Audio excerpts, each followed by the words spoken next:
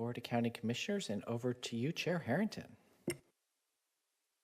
Good evening, everyone, and welcome to the Board of Commissioners Town Hall for this day, Monday, May 12th, 2025. Do we need to take roll call? Yes, we do. Okay, thank you. This is Chair Catherine Harrington, but Clerk Moss, could you take roll call, please? Certainly, Chair Harrington. Commissioner Willie? Here. Commissioner Snyder? Here. Commissioner Fye? Present. Vice Chair Treese? Here. Chair Harrington. Here. And next, I'll turn it over to one of our Assistant County Administrators, Ann Ober. Thank you, Chair. Tonight we are here to do a community town hall meeting on the fiscal year 25-26 budget. Before we begin, we're going to turn it over to our translation team to help anyone who may be online connect in the appropriate language. Thank you very much. Good evening, everyone. As mentioned, we have interpretation available. I'll give the instructions in Spanish first, and then I'll go ahead and also provide them in English. Muy buenas tardes a todos. Tenemos interpretación disponible para esta junta de ayuntamiento. Si puede prestar atención en la parte baja de su pantalla, va a poder encontrar un icono de globo con la palabra interpretación o interpretation. Si se está uniendo por medio de una computadora. If you're joining us through a computer, you will find a globe icon with the word interpretation underneath. Please click on it and please select your language of preference. Así que por favor seleccione su canal de preferencia. Next slide, please. Similarmente, si está ingresando por medio de un teléfono inteligente o una tableta, va a tener la opción de ingresar a la interpretación, pero esta vez va a tener que seleccionar los 3 puntos que dicen más, o en inglés que dicen more, y de ahí le va a aparecer un nuevo menú donde va a poder seleccionar su canal de preferencia. Así que si desea inglés, por favor seleccione inglés, o si desea español, por favor seleccione español.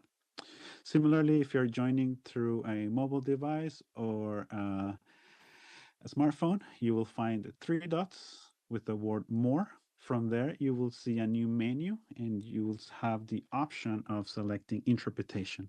So please select your channel of preference. So if you want English, please select English, or if you want Spanish, please select Spanish.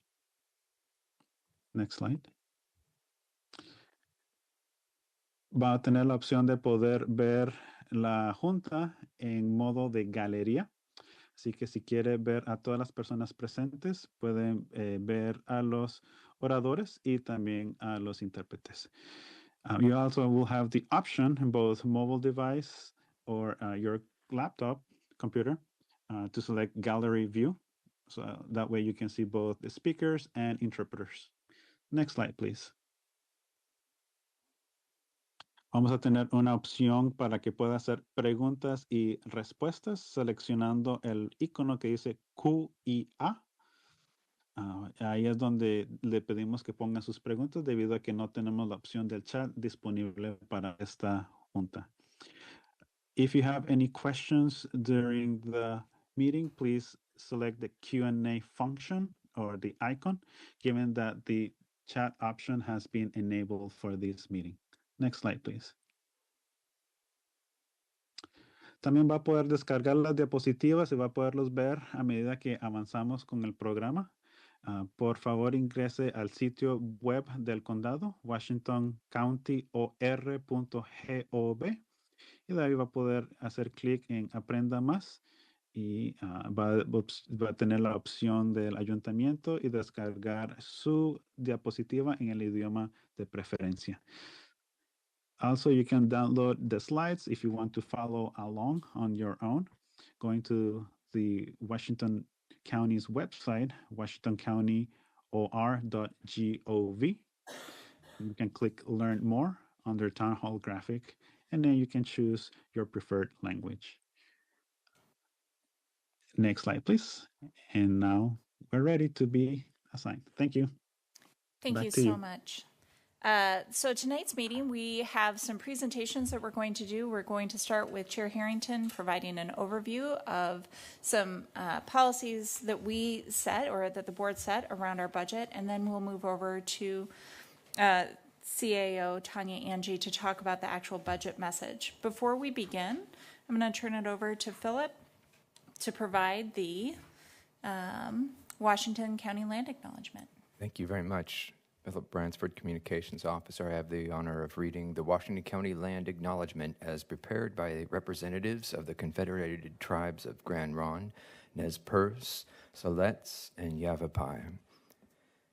We recognize and honor the continuous contributions of all indigenous inhabitants of this county and the Kalapuyan people who have been stewards of this land since time immemorial. Thank you. Thank you very much, Philip. And now a few norms that we'd like to discuss as we're entering into this moment. All of us are here because we're interested in what's happening at the county with our budget, and we wanted to make sure that this stays a welcoming place for all. So to begin, we're asking that everyone participate with intention. We're making sure that everyone recognizes that this body appreciates diversity of perspectives. We're asking you to maintain respectful space, create opportunity for everyone to engage, only one question or comment to make before the room, and answers to many of these questions are going to have to be posted online. A few things about tonight, we want to make sure that we get you the best information, and so we will be posting a variety of questions and answers online starting this week. Many of the questions from tonight will be included in that. If it looks like answering the question would require our board to start deliberations, we will ask that we hold that question and that we move it into the Q&A document for next week. A little bit about the schedule for tonight. So we are currently on number 1, and we're going to be moving through this till 8:30 p.m. We're going to try and have a hard stop. So if you have questions, start thinking about them during this time and during the presentations, and we'll get to you as soon as we are through CAO Angie's presentation.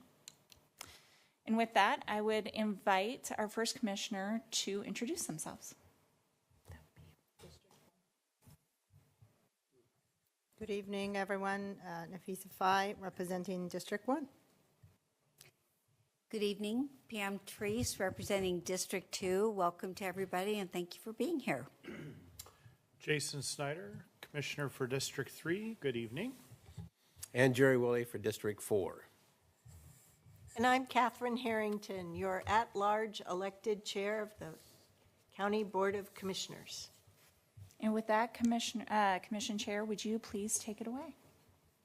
Thank you, Ms. Ober.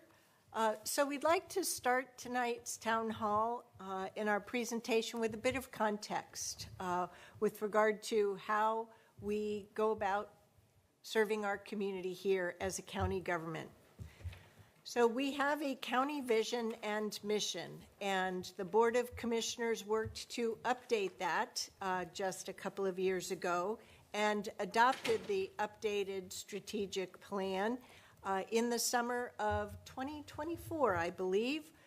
It is a multi-year strategic plan update that we are utilizing to guide us for about the next 4 or so years ahead through 2028.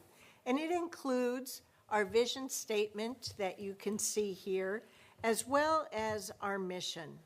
These guiding words are shaping our approach as an organization in service to our community, and that includes our One Washington County approach for building the proposed budget this year, just as we used it last year.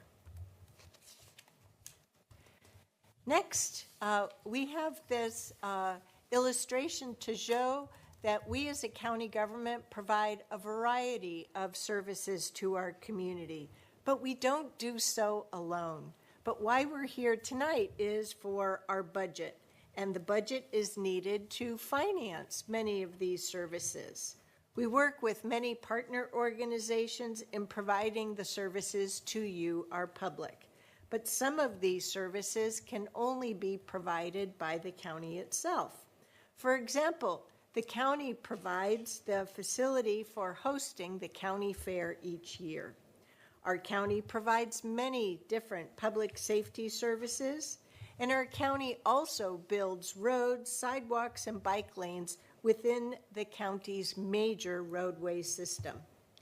Our county helps families find dogs that may have gotten loose or run away.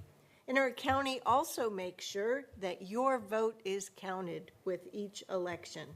And our county also provides police services in unincorporated areas outside of cities. Next slide, please. So before we go further into our program tonight, I want to ensure that everyone is aware of the process that we're following. Oregon budget law requires that we go about certain processes as part of our usual public process. The county administrator, Ms. Tanya Angie, who you'll hear from later, is also the county budget officer. And as such, she is required to submit a balanced proposed budget to the Budget Committee each year, which she did so on Monday, April 28th. The Budget Committee is made up of these 5 Washington County commissioners, as well as 5 members from our community who we appoint to work with us. Our Board of County Commissioners has invited all of you to participate in tonight's town hall meeting so you can get a flavor for the journey that we've been on. This is the 5th time that the Board of Commissioners has dedicated one of its town halls to the budget since December 2021. We're pleased to share this time with you on this really important topic. And I want to assure you that as we go through this evening and you have questions, that we have great staff who are capturing each of those questions as we are on this journey learning from one another. Each of our Budget Committee meetings you can see listed here. And as we move forward this week in these Budget Committee meetings, staff are experts in different areas, will be proposing the different sections of the budget. And the Budget Committee members will also be able to ask questions. But that's not all. You, members of our community, are able to provide us with comments and questions as well. The Budget Committee will go through a few different days of work together in learning more about the proposed budget. And then we'll hold a public hearing on Tuesday, May 20th, where we will hear more from you and consider whether or not we're going to approve the proposed budget, either as is or with amendments. From there, the Board of Commissioners will have that approved budget, and we will move forward, holding a public hearing on Tuesday, June 17th.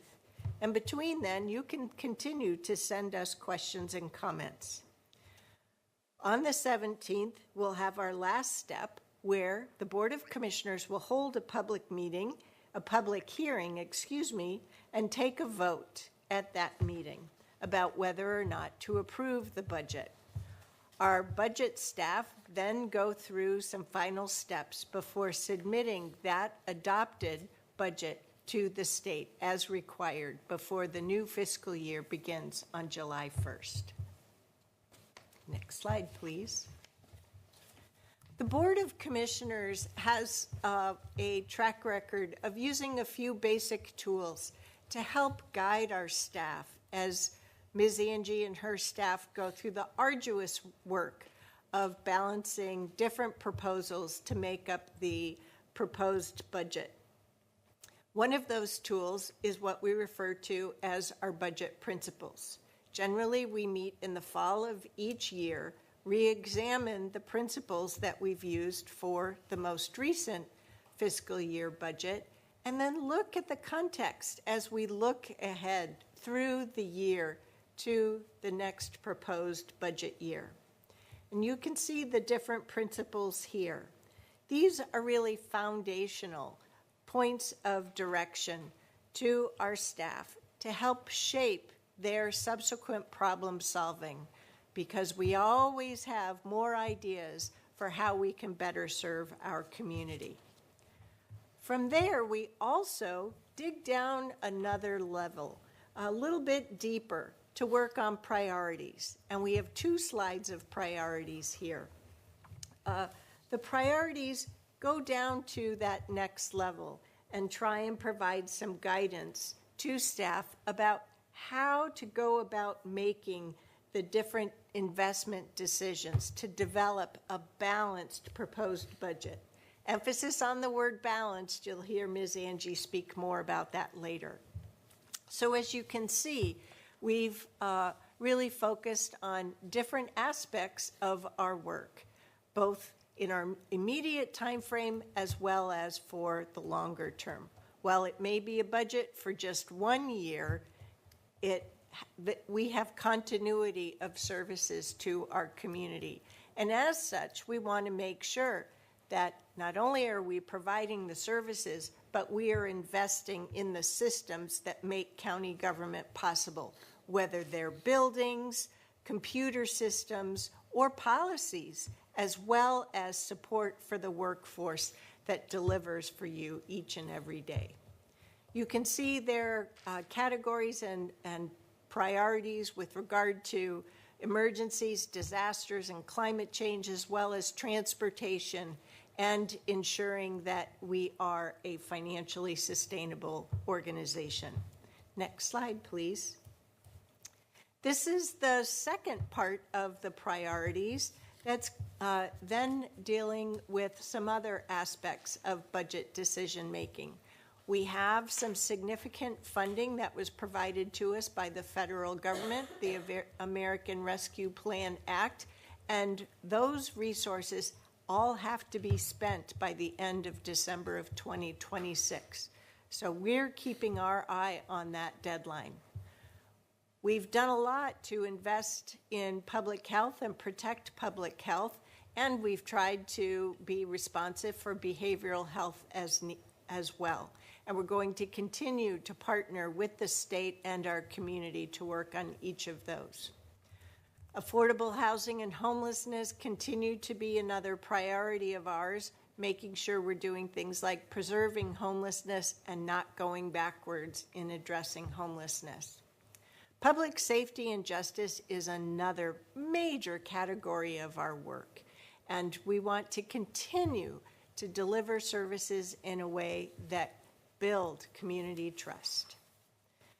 We have to make sure that if there are new or expanded services that people want, those service solutions are going to have to come along with the revenue to support them, because we're having to cut back, folks, not just keep adding more.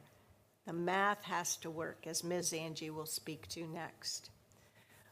We are also really focusing on investing countywide revenue for countywide services and making sure that we are prioritizing in the kind of services that the state expects us to. You'll learn more about that model in a bit.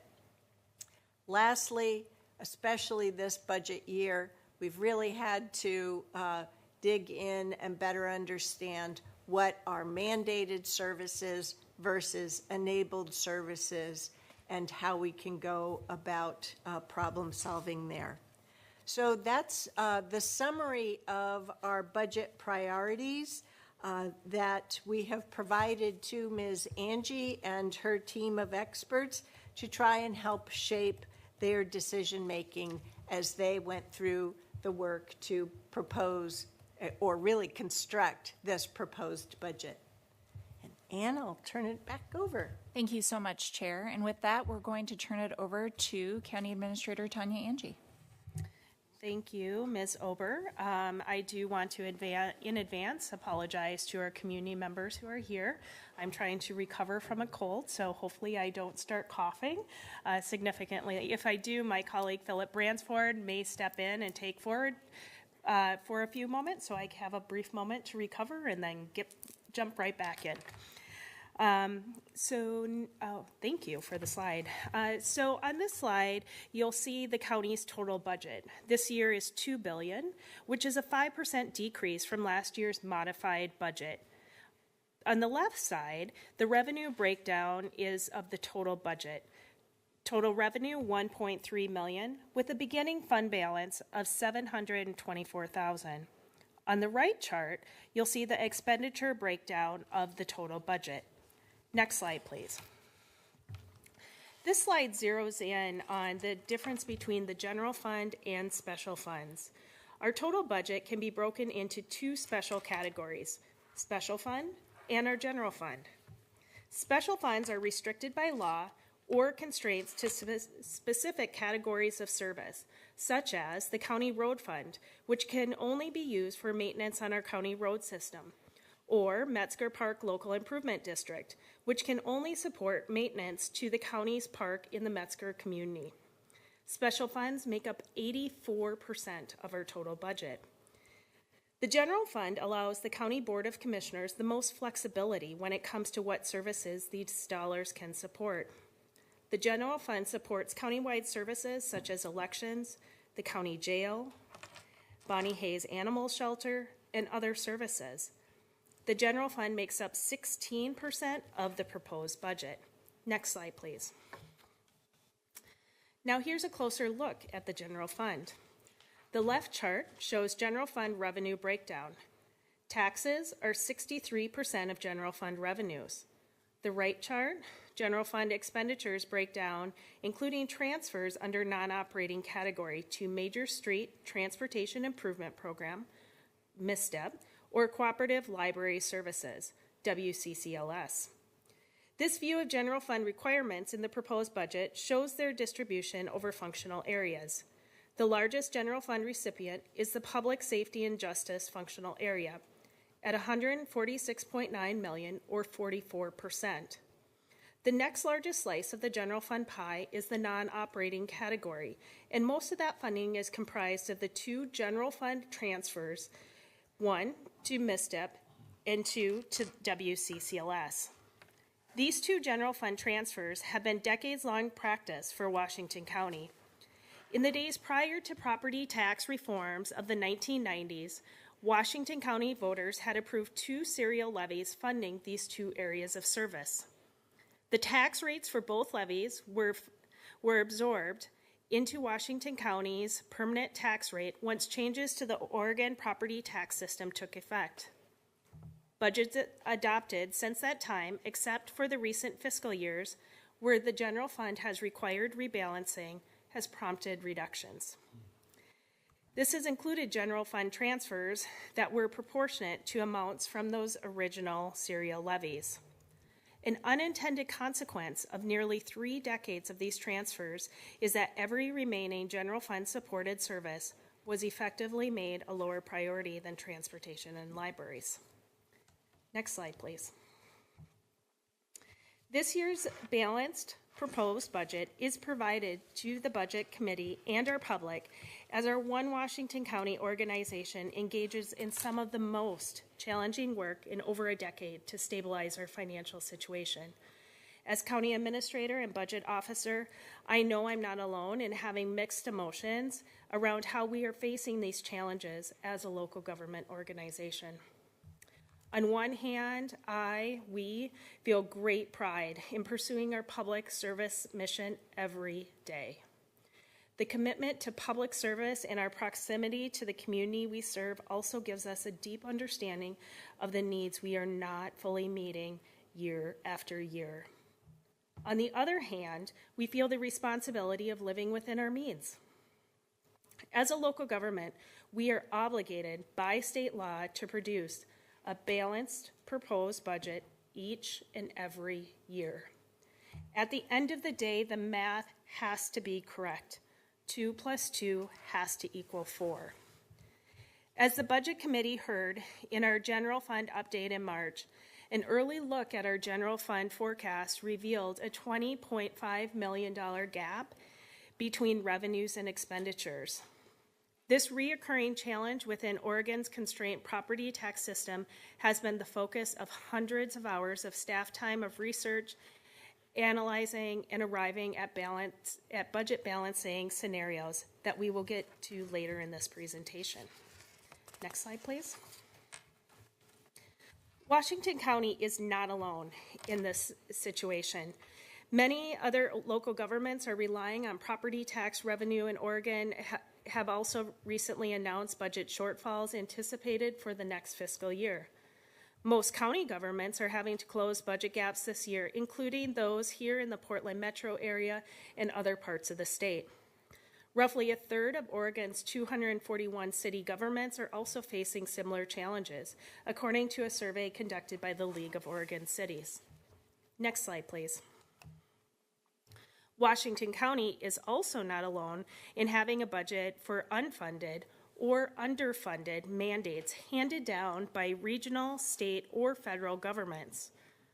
Counties have been delegated authority from the state government to provide shared services with the state, such as courts, jail, sheriff's offices, local land use, and health authorities, among many others on this chart. Property taxes were originally meant to cover the county's portion of these shared services, but new or expanded requirements handed down over time have added to our cost, especially if no ongoing funding arrives along with the increased local responsibility. Legislative changes can create mandates and underfunding quickly and at an overwhelming scale when compared to the property tax system that, by design, grows slowly. The budget impacts of these unfunded or underfunded mandates are sometimes difficult to quantify because the expense often comes in the case of increased workloads for staff or incremental increases in facilities maintenance, information technology, human resources, or other internal support needs for new or existing personnel. Next slide, please.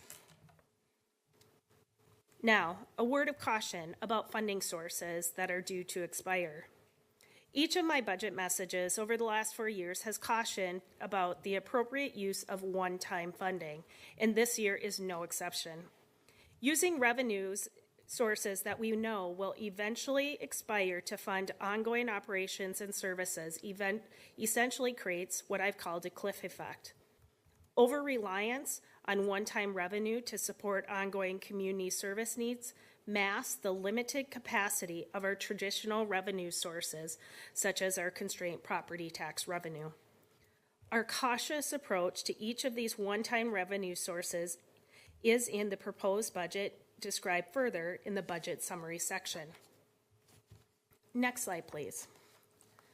I'll now move on to the proposed budget summary. Next, thank you. Here's a look at our long-term general fund forecast, showing the pattern of underfunding when our constrained revenues are shown over time with our projected expenditures. Key assumptions that are built into this projection include property tax growth at 4.25%, strategic investment program transfer to the general fund at 4.25%, personnel services at 6%, materials and services, we look at a 10-year average or a trend, and we assume no significant changes in any other variable within this forecast. Our net total annual growth assumptions include our revenues at 4.1% and our expenditures at 5.5%. So as depicted on this graph, just frankly, our revenues are not keeping pace with our expenditures, and this is assuming that everything in essence stays stagnant. Next slide. For some context around why I call it a constrained property tax system is this graph. Our resolve is being tested more than ever as we struggle within a constrained property tax system to reach the right balance point.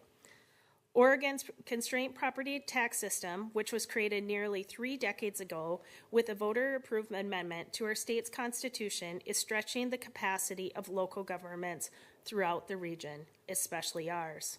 This graph depicts Washington, Clackamas, and Multnomah counties and the comparison of those permanent tax rates. In the 1990s, voters passed a series of changes to the Constitution, Measures 5 and 50, that cut, capped, and rolled back property taxes, which is the largest source of revenue for the county and other local governments.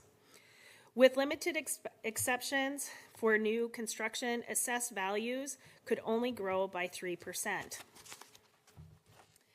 A permanent property tax rate was assigned to each local government, and only temporary increases, called local option levies, would be allowed, so as long as voters approved them.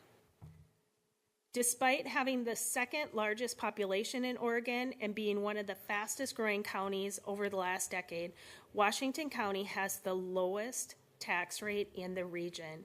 And this permanent rate includes cents per thousand from the MISTIP and library serial levies that existed prior to 1997. We'll focus more on these transfers later. I'll note that the equivalent amount of 90 cents per thousand historically transferred to MISTIP and library services would drop to 74 cents per thousand when accounting for recent general fund reductions to these transfers over the last few years, including general fund reductions made in the fiscal year 25-26 proposed budget. So fast forward to today. To keep pace with ongoing community need, Washington County is relying more and more on local option levies that support library and public safety services. Both of these levies will be on the November ballot this year. Yet even with these local option levies and bond support, Washington County still has the lowest combined tax rates of the three-county region. And in fact, between 1997 and 2024, we have experienced the highest growth rate of the three counties, as depicted by the percentages on top of the screen. Next slide. For additional context, it is important to note that we've made careful reductions in the last 4 years to balance our general fund and to better position the organization for financial sustainability in the future.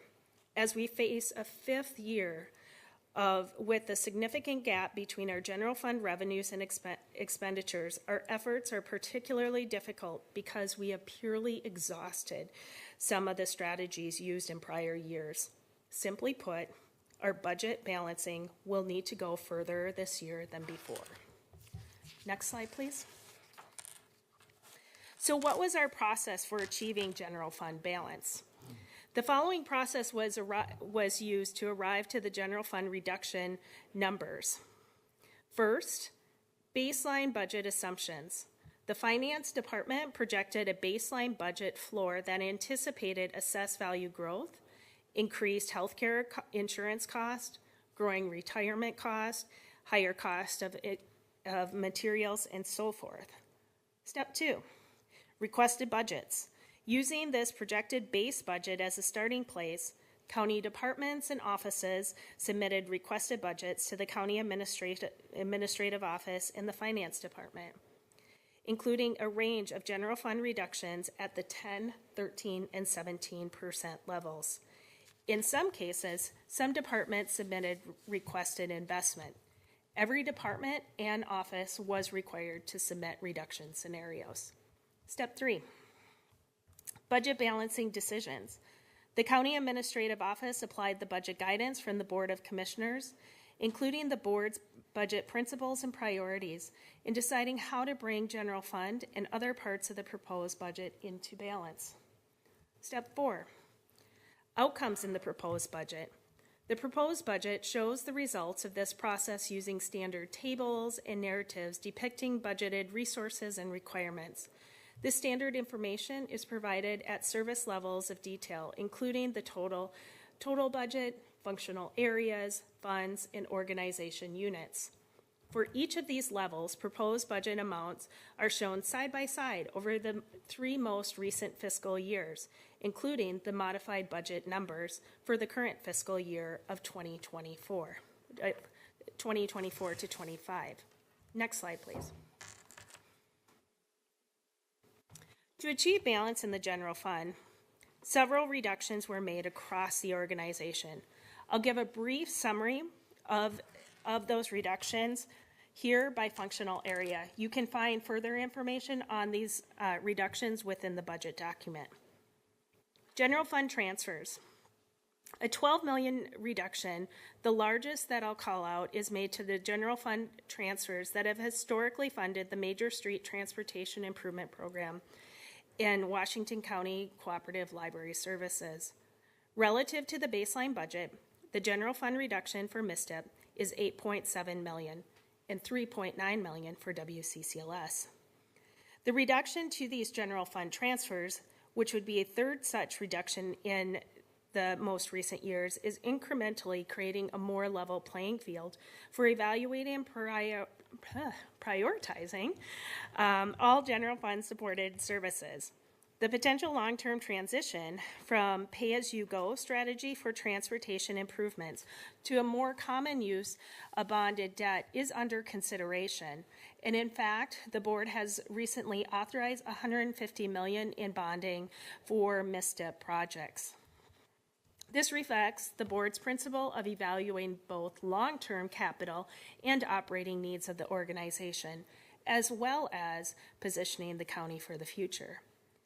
Lastly, the approach supports the board's budget priorities of supporting a connected, multimodal transportation system and ensuring any new proposal for new or expanded services must include new revenue. General government. A $2.8 million general fund reduction is made to this functional area. General fund reductions are primarily experienced in the County Administrative Office area in the newly named Office of Access and Opportunity in the amount of $840,000.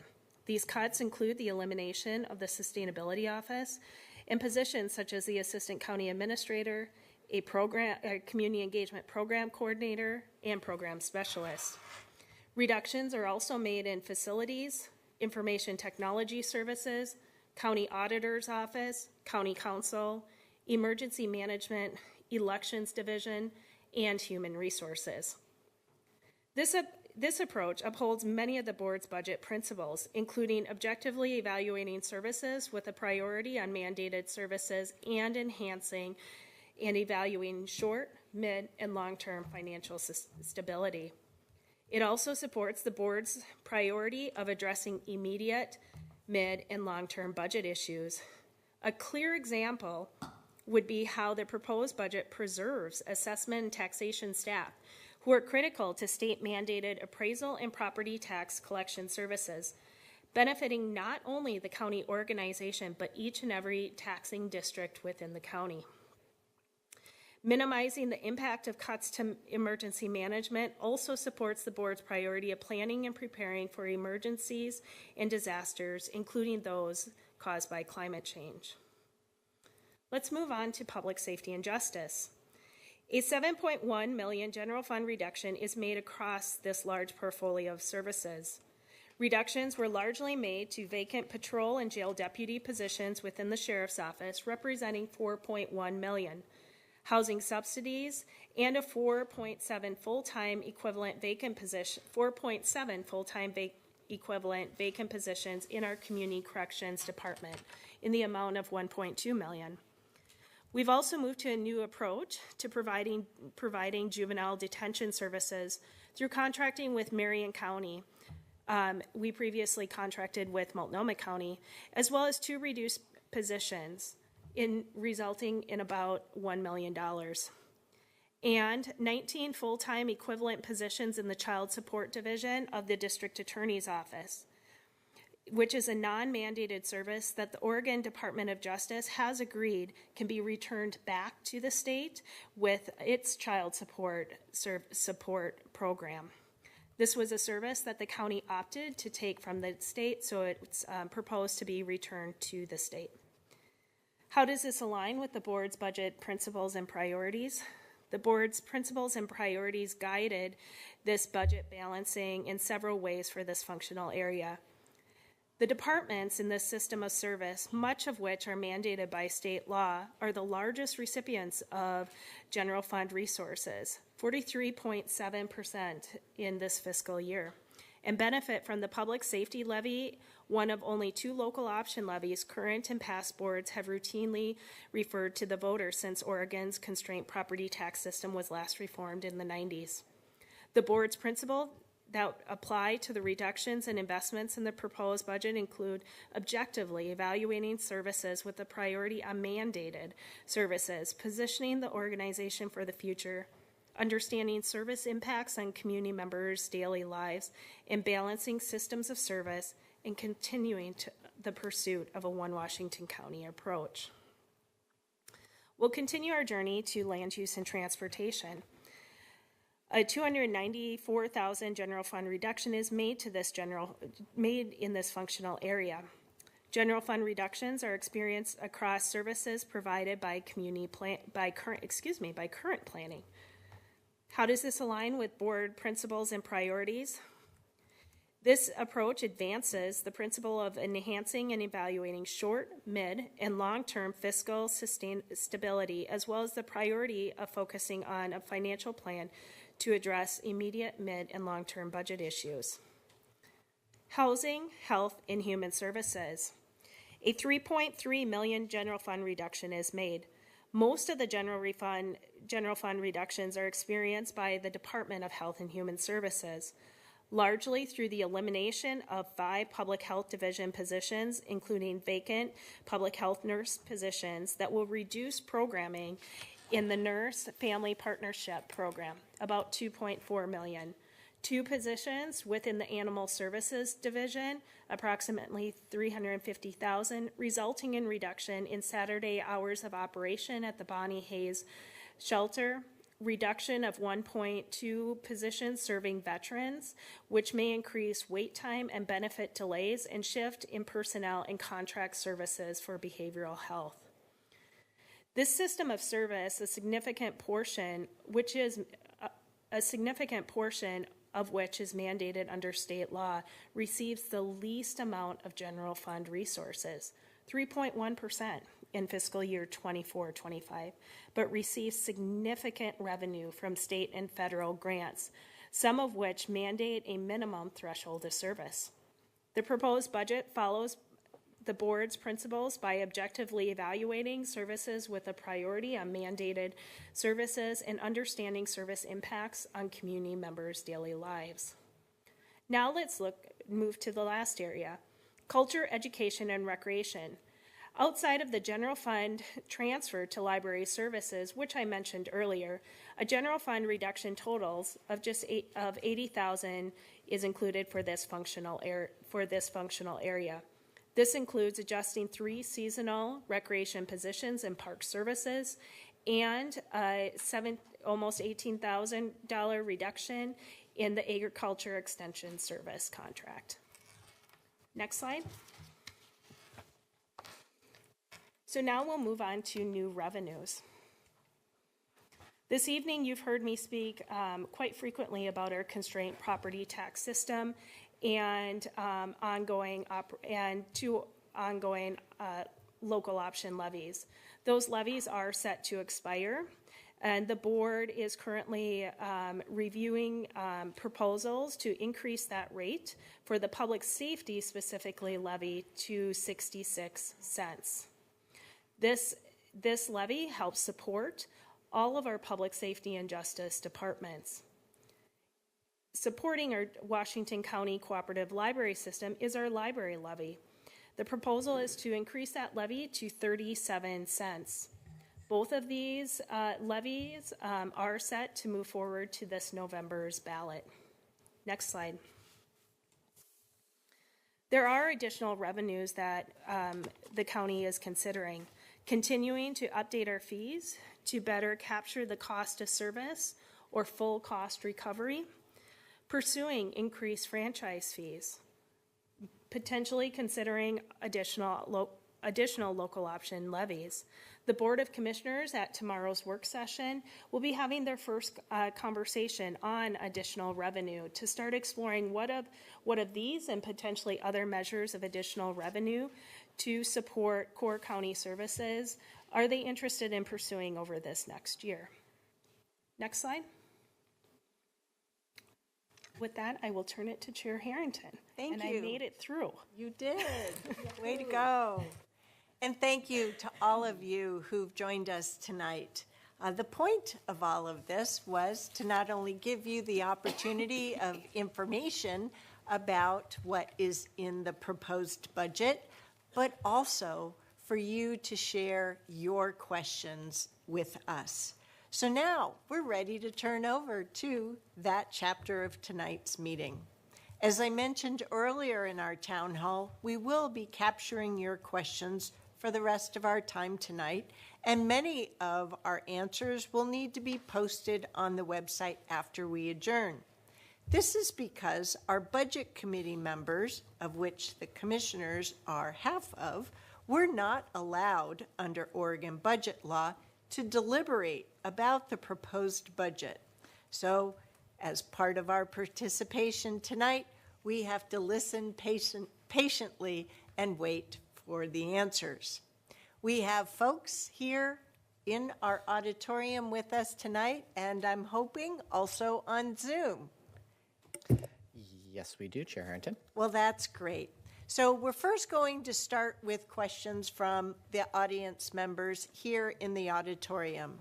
And Philip Bransford will help by coming to you with our microphone so that everyone can hear. After that, I'll ask Brenda Bartlett to read questions from the Q&A section in our Zoom session.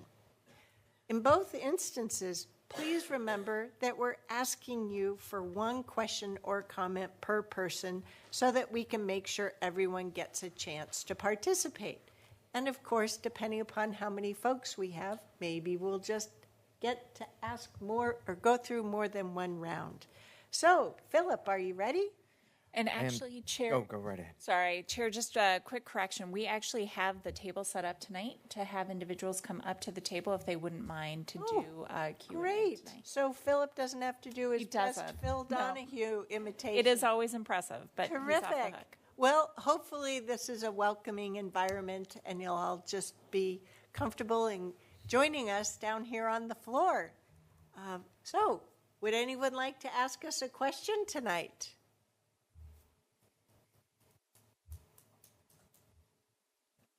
Please, come on up.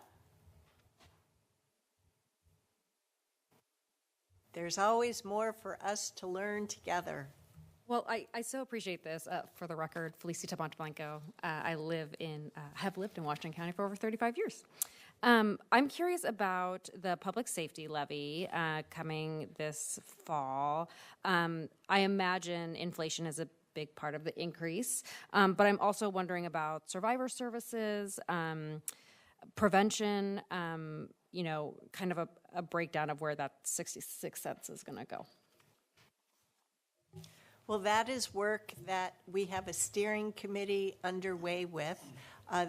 We've had at least one or two work sessions on the development of the next public safety levy. So that steering committee has looked at what level it would take just to keep services as they are. And as Ms. Angie highlighted, her proposed budget also includes some other changes as well. So we have some upcoming work sessions in June through August where we'll be considering different options as well as be informed by further polling.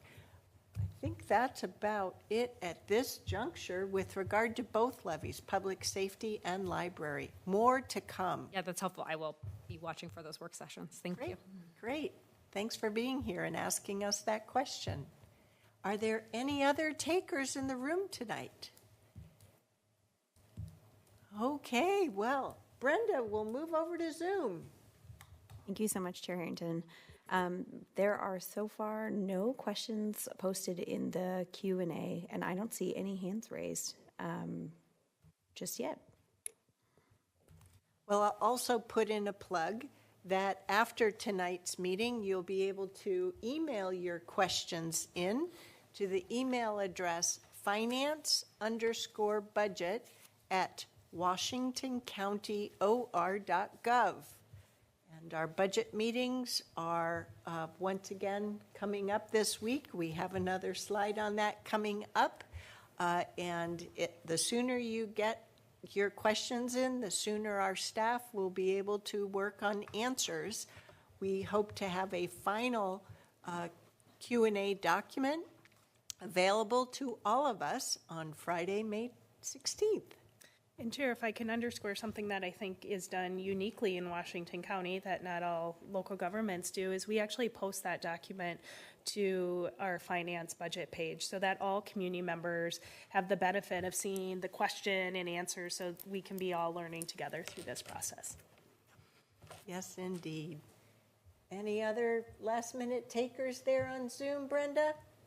There was actually one comment asking about the Office of Access and Opportunity budget. It says, why isn't the OAO budget balanced, that the transfers are in 307846 less than the expenditures for OAO? So we will have to record that as a question and put that on the question and answer log, because I am not carrying my budget around with me. I will speak specifically to that department. We use what's called internal service funds. So internal service funds are the departments that are primarily internal service facing. Those charges get cost allocated out through what's called a cost allocation plan to departments. So if you think about county administration office, HR, finance, IT, facility, fleet and parks, those charges get calculated, and the Access and Opportunity Office, I'll include that because that was the individual's question, and they are cost allocated out to departments, and I'm going to say it is a very complicated cost allocation plan, but it in essence is your use as a department of those services, and you pay for those services. So why do we do that? It is to account for a true cost of service. And if you recall the graph that I had showed, which showed the special funds is the majority of our budget, with general fund being the smallest, we need to really capture what is the cost of doing business for each of our service lines across Washington County. So that's where the transfer is. Why each of those internal funds have a fund balance? It is so that is used to help I call cost contain our internal services costs, so that departments have a more consistent base of cost allocation over time. This is a relatively new change to the county. We just moved to this structure approximately 2 years ago. This aligns with GFOA, which is the Government Finance Officer's best practice approach, which is part of our budget and fiscal transformation. Thank you, Ms. Angie. Any last takers in the room? One more, Brenda? Yeah, we actually, Debbie Garman actually has her hand raised. Can you unmute her, Kevin? I think I'm unmuted.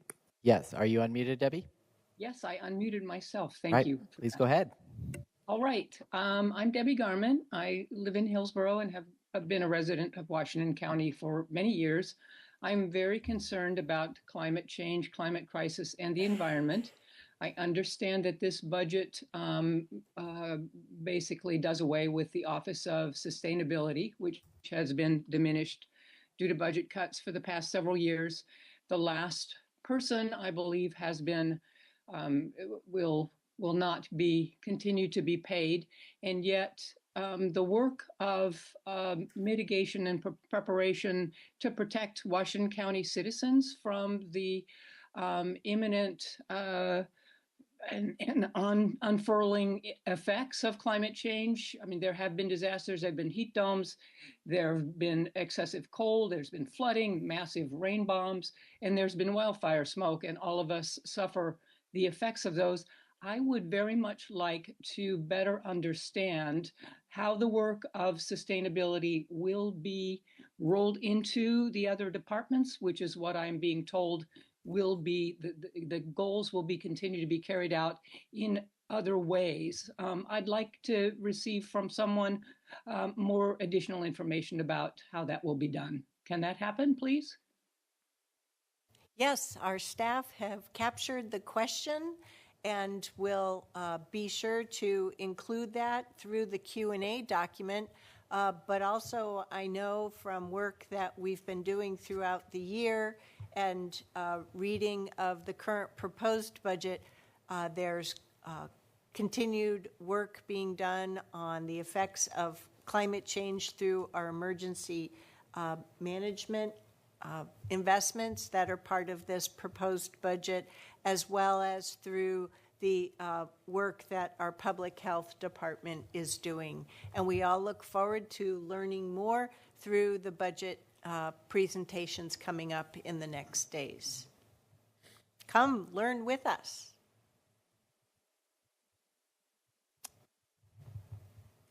That's it, Chair Harrington. Thank you. Okay, that's it for folks on Zoom.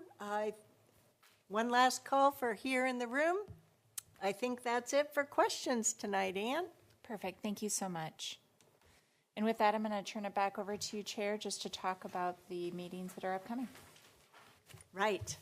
I'm still on for this one. So moving ahead with our budget committee meetings that are this Wednesday and Thursday, you are welcome to attend those meetings and make public comment. So I do hope you'll join us. You don't have to be here in the room. They will be streamed as well. Then next Tuesday, May 20th, we'll hold what's a formal public hearing. It's just another opportunity for public comment. And that is the opportunity where each of our budget committees will be voting to approve the budget. From there, the Board of Commissioners will move forward with that approved budget. We may or may not consider additional amendments. And then on Tuesday, June 17th, we will hold another public hearing as part of our process for adopting a final fiscal year budget for fiscal year 26. From there, once we adopt a budget formally, our budget staff have a few particular steps they need to go through in submitting the final final adopted budget to the state of Oregon. And then, shazam, it's July 1st and the new fiscal year, FY 25-26 begins. So that's it in a nutshell, and you can be on this journey with us, right, Ann? Absolutely. If you're interested in getting more information, you can visit us at the wcor.us/budget. We have a number of media releases, social media, and newsletter articles on there for you to be able to connect into the system. And if you are interested in receiving direct information and submitting your questions, you can submit them to finance. Thank you. Budget. I've been writing facilities budgets today. finance_budget@washingtoncountyor.gov. Thank you so much. Have a lovely night. Thank you very much for joining us this evening, and thank you, Ms. Angie, for getting your voice to last through all of that. If you have any feedback on tonight's town hall, please don't hesitate to share that with us, and thank you very much for joining us this evening. Take care. Bye-bye.